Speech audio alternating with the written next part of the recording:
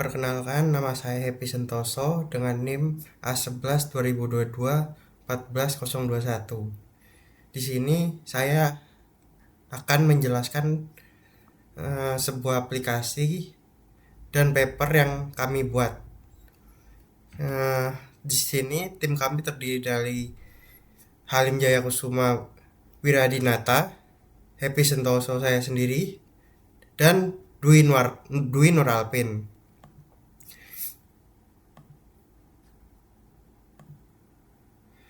Di sini, untuk latar belakang proyek ini, sampah plastik di laut menjadi ancaman serius bagi ekosistem perairan karena merusak habitat, membahayakan biota, dan berdampak pada rantai makanan.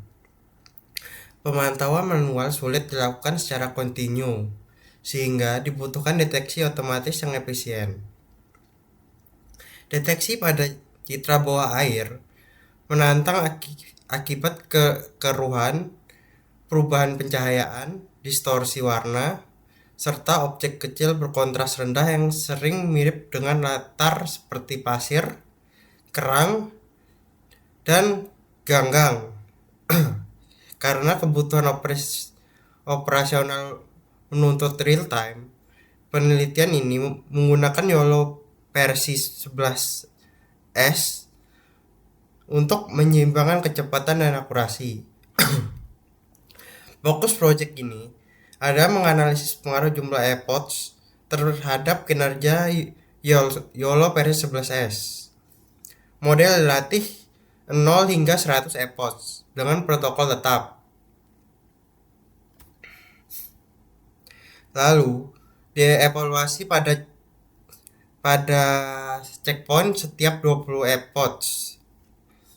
Checkpointnya berhenti di 20 AirPods, 40 AirPods, 60 AirPods, 80 AirPods, dan 100 AirPods untuk menentukan titik pelatihan yang paling efisien bagi deteksi sampah bawah laut secara real time.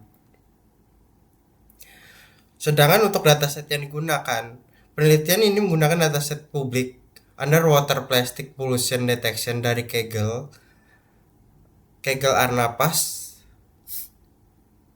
Dataset ini berisi citra buaya yang menampilkan kondisi perairan dengan keberadaan sampah atau limbah plastik untuk kebutuhan deteksi dan pemantauan.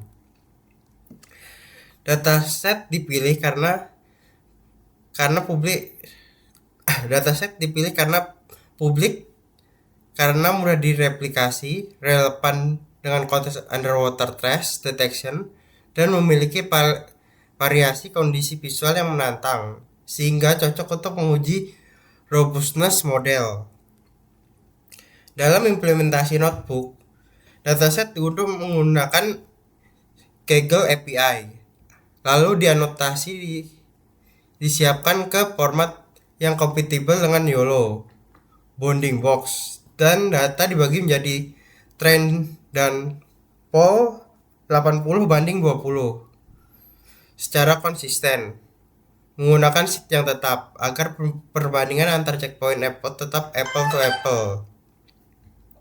Permasalahan utama pada dataset underwater meliputi kekeruhan, perubahan pencahayaan, dan distorsi warna, serta objek kecil berkontras rendah yang sering mirip dengan latar pasir, kerang, ganggang. Kondisi ini memicu kesalahan positif, latar dianggap sampah, dan false negatif tidak terdeteksi, sehingga dibutuhkan model yang akurat namun tetap efisien untuk kebutuhan real time. Untuk dataset publik, karakteristik datasetnya terdapat 4123 citra bawah air, 15 kelas objek, resolusi campuran yang dimana di sini kita diproses ke 640 kali 640. Untuk tantangan dataset itu sendiri ada objek kecil, terstruktur tekstur mirip lingkungan, noise, dan pencahayaan buruk. Pembagian 80:20. Pada tahap persiapan data, seluruh seluruh citra dan anotasi disusun ke format YOLO agar dapat diproses oleh framework Ultralytics secara konsisten. Dataset kemudian dibagi menjadi trend dan poll 80/20 menggunakan sheet tetap untuk menjaga reprodusibilitas dan memastikan perbandingan antar epoch dilakukan pada data validasi yang sama. Sebelum pelatihan, citra diproses dengan penyesuaian ukuran input dan penataan agar rasio aspek tetap terjaga, serta kompatibel dengan input model. Tahap ini penting untuk menstabilkan pelatihan dan mencegah distorsi dan dapat mempengaruhi bounding box. Untuk meningkatkan kemampuan generalisasi pada kondisi bawah air yang beragam, diterapkan augmentasi yang konsisten selama pelatihan.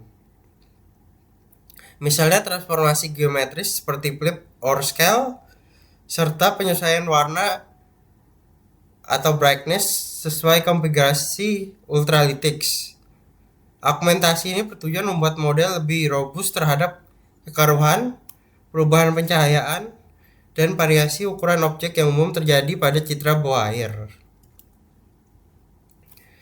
Untuk metode baseline, pada penelitian ini, metode baseline didimensikan sebagai model YOLO 11 small yang dievaluasi pada checkpoint epoch 20. Pemilihan epoch 20 merepresentasikan performa awal sebelum model mencapai konvergensi penuh, sehingga dapat menjadi pembanding yang adil untuk melihat peningkatan kinerja akibat penambahan durasi pelatihan. Secara arsitektur, YOLO 11S merupakan one-set detektor yang melakukan klasifikasi objek dan lokalisasi bounding box dalam satu proses inferensi, sehingga sesuai untuk kebutuhan deteksi real time. Pelatihan baseline menggunakan protokol yang sama dengan eksperimen lainnya dengan ukuran input 640, preprocessing dan augmentasi konsisten, hyperparameter identik, serta sheet tetap, sehingga perbedaan performa antar checkpoint dapat dikaitkan terutama pada faktor jumlah epoch. Hasil baseline diambil dari evaluasi pada epoch 20 menggunakan metrik standar deteksi, yaitu Precision Recall F1 Score, MEP 0,50 dan MEP 0,50 sampai 0,95. Nilai baseline ini menjadi titik awal untuk dibandingkannya dengan checkpoint berikutnya, 40, 60, 80, dan 100, guna menentukan titik pelatihan yang paling optimal untuk penerapan real time. Metode usulan pada proyek ini adalah YOLO 11 small yang dievaluasi pada checkpoint epoch 80, karena dari hasil eksperimen model pada epoch ini menunjukkan keseimbangan terbaik antara ketetapan deteksi, cakupan temuan objek yang penting untuk kebutuhan real time. Berbeda dari baseline, metode usulan tidak mengubah arsitektur, melainkan mengoptimalkan durasi pelatihan, jumlah epoch, dengan protokol yang dibuat tetap. Secara arsitektur, model yang digunakan tetap YOLO 11S, One State Object Detector, sehingga alur inferensi tetap cepat. Perbedaan utama dibanding baseline adalah epoch lebih panjang, baseline epoch 20 sedangkan usulan epoch 80. Seluruh konfigurasi lain sama, ukuran input 640, preprocessing dan augmentasi konsisten, hyperparameter identik, dan sheet tetap. Dengan demikian, peningkatan performa yang terjadi dapat dikaitkan langsung dengan pengaruh jumlah epoch. Hasil metode usulan dilaporkan menggunakan metrik precision recall F1 score MEP 0,5 dan MEP 0,5 sampai 0,95. Selain itu, epoch 100 juga AirPods 100 juga dievaluasi sebagai pembanding untuk melihat apakah pelatihan tambahan masih memberikan manfaat atau mulai mengalami diminishing return. Berikut perbandingan hasil baseline dan usulan. Untuk menjaga perbandingan yang adil, seluruh eksperimen menggunakan dataset dan split validasi yang sama, ukuran input 640, preprocessing dan augmentasi yang konsisten, serta hyperparameter yang identik. Dengan demikian, variabel yang dibedakan hanya jumlah AirPods. Lalu performa dievaluasi pada checkpoint 20, 40, 60, 80, dan 100. Menggunakan metric precision, recall, F1 score, MAP 0,5 dan MAP 0,5 sampai 0,95. Performa meningkat bertahap hingga AirPods 80. Baseline AirPods 20 menghasilkan precision 0,92, recall 0,5 0,516, F1 score 0,591, MAP 50 0,583 dan MAP 50 sampai 95 0,375. Metode usulan AirPods 80 memberikan performa terbaik untuk real time dengan keseimbangan paling kuat, precision 0,848, recall 0,743, F1 score dengan 0,792, MAP 50 dengan 0,801 dan MAP 50 sampai 95 dengan 0,495. Naik signifikan dibanding baseline. Pada AirPods 100, MAP 50 sampai 95 naik tipis menjadi 0,496, tetapi matrik lain menurun dengan precision 0,816, recall 0,707, F1 score dengan 0,758 dan MAP 50 dengan 0,758. Menunjukkan diminishing return setelah AirPods 80. Karena itu AirPods 80 dipilih sebagai titik operasi paling efisien, sedangkan AirPods 100 cocok bila fokus pelaporan pada MAP 50 sampai 95. Berikut hasil pelatihan untuk model AirPods 20, 40, 60, 80, dan 100. Performa optimal mencapai di AirPods 80 dengan precision 0,85, recall dengan 0,82 dan MAP 50 dengan 0,87. Setelah titik ini, peningkatan AirPods cenderung memicu overfitting dan penurunan akurasi.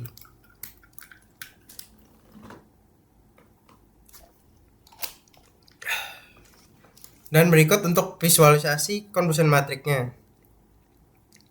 AirPods 20 banyak diagonal, banyak kesalahan. Sedangkan untuk AirPods 80 diagonal paling tajam dan performa terbaik. Dan AirPods 100 pola mirip dengan AirPods 80, perbaikan kecil pada IOU ketat. Ini berikut merupakan perbandingan PR curve dari 80 dan 100. AirPods 80 memiliki area PR curve terbesar, MAP 50 tertinggi, sedangkan AirPods 100 memperbaiki precision pada threshold tinggi.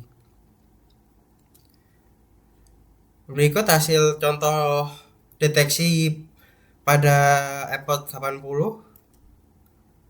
Berikut untuk yang 100. Untuk analisis kualitatif yang dilakukan untuk melengkapi metrik kuantitatif dengan melihat langsung pada pola prediksi model pada citra validasi. Bahan visual yang digunakan berasal dari output evaluasi, yaitu convolution matrix, normalisasi, serta perbandingan label ground truth versus prediksi pada batch validasi. Kasus berhasil true positif, model mampu mendeteksi objek sampah ketika bentuk objek cukup jelas dan kontras terhadap latar. Pada AirPods yang lebih tinggi, terutama AirPods 80-100, bounding box cenderung lebih tepat, lokalisasi membaik, dan deteksi lebih konsisten pada berbagai variasi sudut pandang serta kondisi pencahayaan. Kasus gagal 1 pas negatif or miss, objek tidak terdeteksi terutama ketika ukurannya kecil, sebagian tertutup, blur, atau berbeda pada area dengan pencahayaan rendah atau kekeruhan tinggi. Pola ini menunjukkan bahwa meskipun pelatihan lebih lama meningkatkan recall, kondisi visual ekstrim pada underwater masih dapat menyebabkan objek terlewat.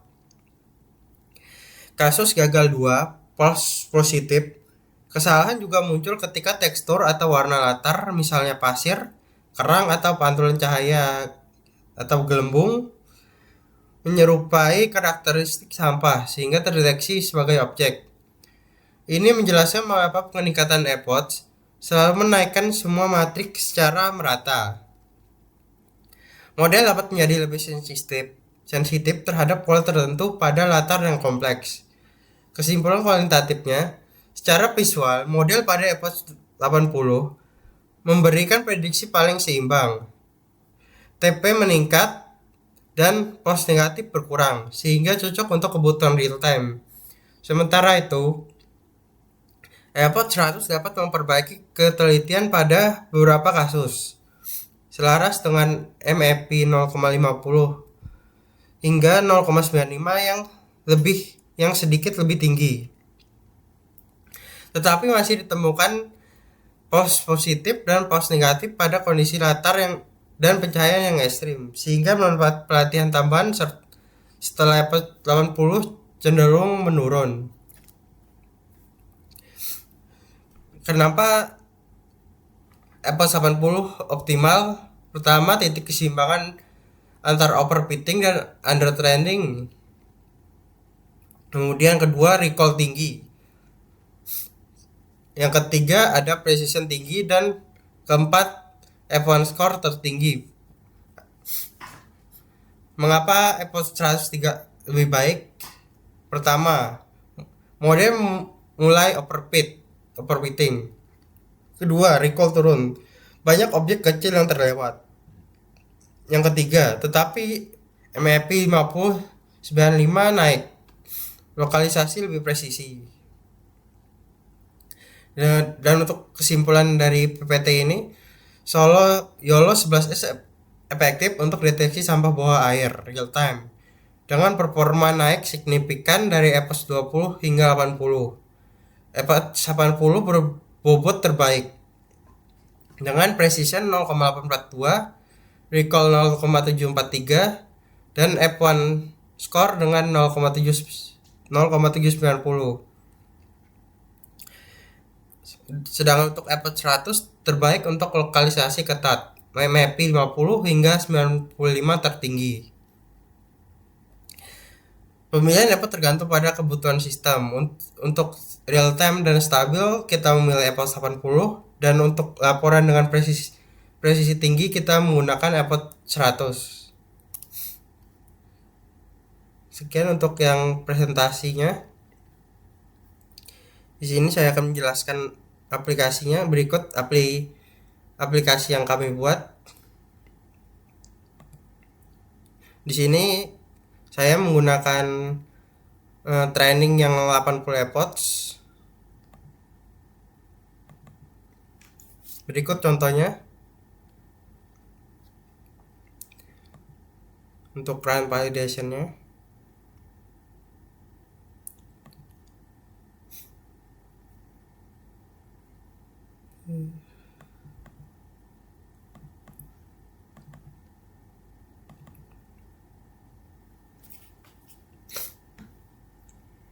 Ini membutuhkan waktu.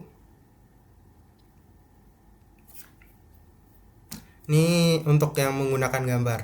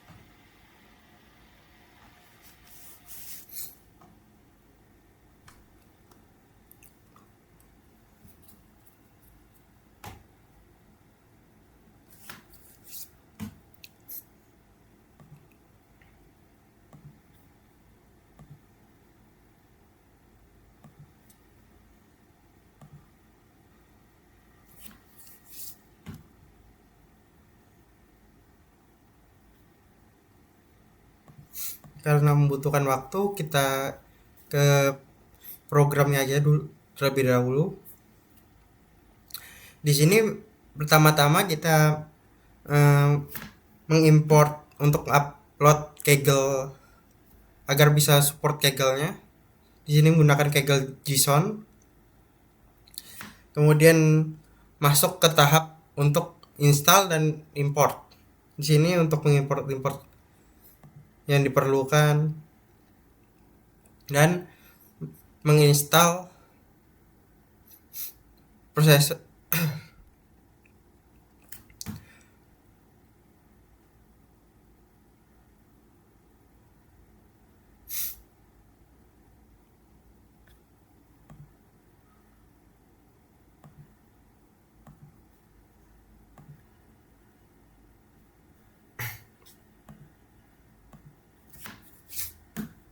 di sini untuk menginstal GPU yang akan kita gunakan. Kemudian di sini untuk konfigurasi utama dengan model, di sini kita menggunakan model YOLO 11S dengan GPU A100, IMEX 640, batch 64, worker 12, AirPod 100 dan checkpoint tiap 20. Ada 20, 40, 60, 80 dan 100. Kemudian tahap ketiga kita melakukan ekstrak dataset dari Kaggle. Yang keempat kita mengkonversi ke YOLO ke file yang support di YOLO seperti JPG, JPEG, PNG, BMP, TIFF dan TIFF. Dan kita susun strukturnya juga di sini.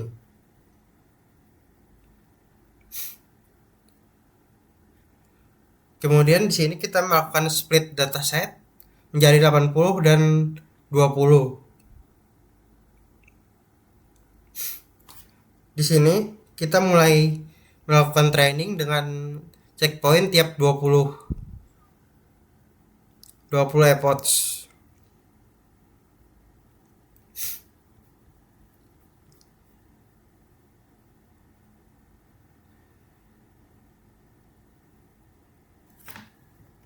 Di sini kita melakukan evaluasi dengan per checkpoint AirPods-nya.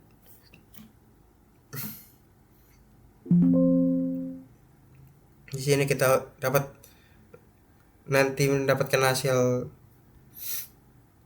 precision recall F1-nya. Dapatnya seperti ini. Pada AirPods 20 kita mendapatkan recall 0,1. Pada AirPods 40 kita mendapatkan recall 0,678, presisi 0,55, sedangkan 40 precision dengan 0,733. Kemudian AirPods 60 precision dengan 0,792 dan recall 0,838, dan untuk yang 80 mendapatkan precision 0,858 dan recall 0,825.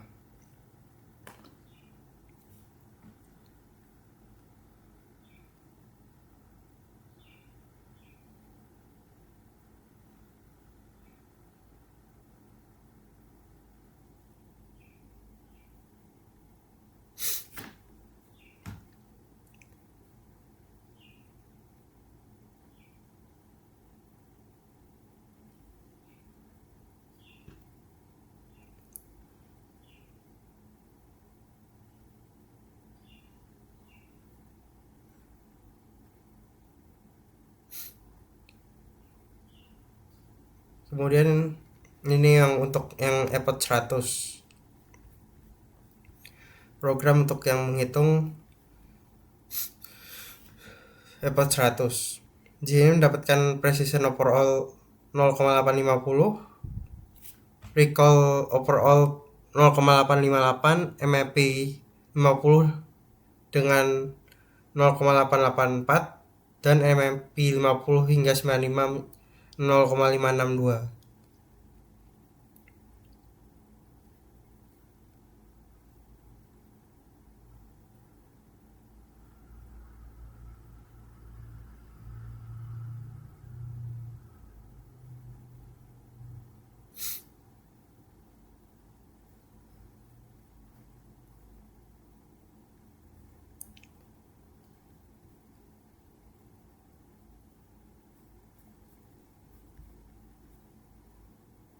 Kemudian di sini kita akan menilai akurasi mikro dan makro dan menampilkan untuk menyimpan coefficient matrix serta tabel precision recall F1 per kelas pada epoch 20, 40, 60 dan 80. Berikut untuk programnya.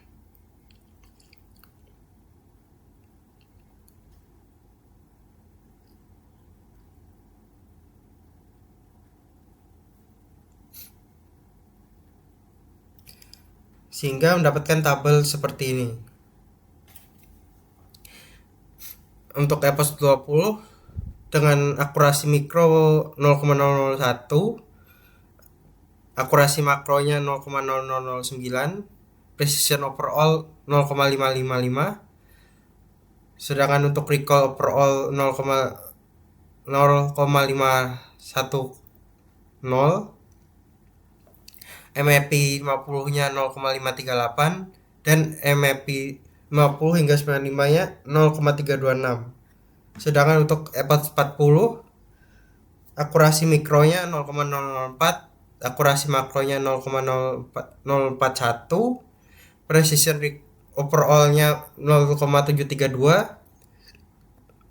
recall overall-nya 0,78, MAP 50-nya 0,718, MAP 50 hingga 95-nya 0,5450, dan untuk epoch 60 akurasi mikronya 0,06, akurasi makronya 0,05, precision overall-nya 0,791, recall overall-nya 0,837, MAP 50-nya 0,844 dan MAP 50 hingga 95-nya 0,528. Dan sedangkan untuk epoch 80 akurasi mikronya 0,007, akurasi makronya 0,08, precision overall 0,858, recall overall 0,825, sedangkan untuk MAP 50-nya 0,870 dan MAP 50 hingga 95-nya 0,548. Berikut untuk confusion matrixnya.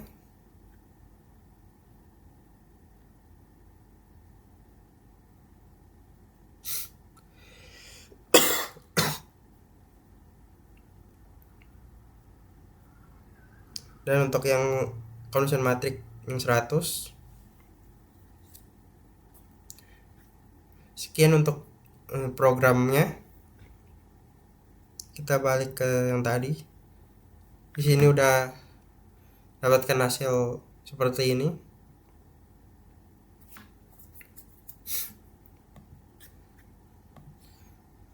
Dan untuk yang video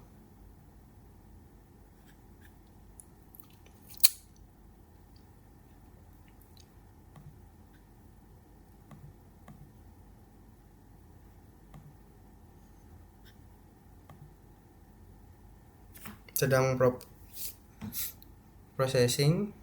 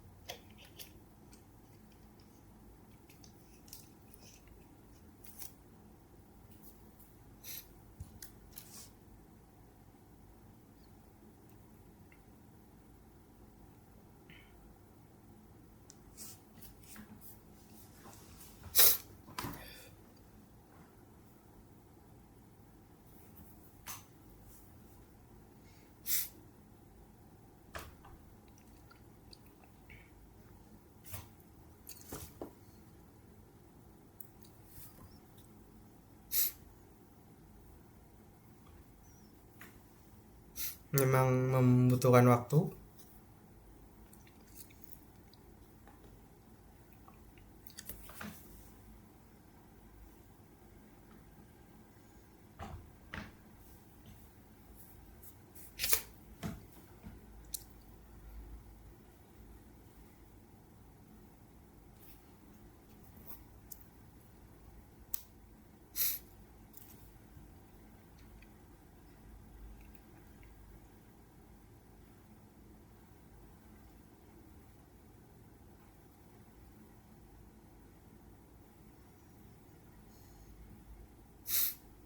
Berikut hasilnya.